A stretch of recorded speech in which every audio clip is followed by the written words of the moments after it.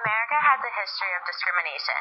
We discriminate based on the way people look, dress, live, but did you ever think America would discriminate based on the way people sound? We hypothesize that Americans who speak mainstream U.S. English look down upon those who speak English with an accent. Americans view people with accents as less educated than themselves and ultimately inferior. A government accounting office conducted a test to see whether people with accents were actually discriminated against. They had two testers, an American Caucasian speaking mainstream U.S. English and a Hispanic who spoke English with an accent.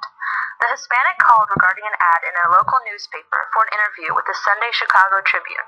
Bill, the recruiter, upon hearing the first tester's accent, told the tester that the job was filled.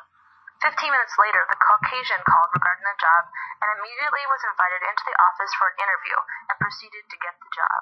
M. Chow, a fluent Cantonese as well as English speaker living in America for over 15 years, worked as a Chinese-American interviewer. She was an incredible employee and her supervisor was thrilled with her for 2 years. After 2 years, a new supervisor was hired, and that's when everything went downhill.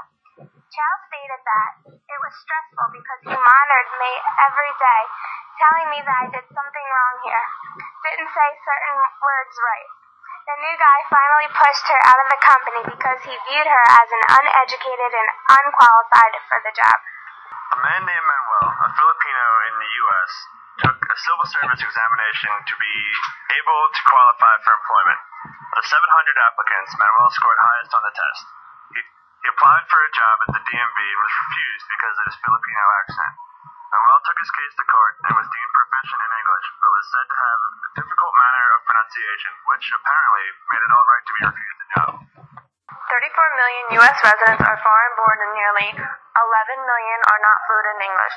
In 1 year alone, the Equal Employment Opportunity Commission received 8,327 charges from English speakers with accents saying that they were being mistreated by their employer or were unable to land a job based on their accent.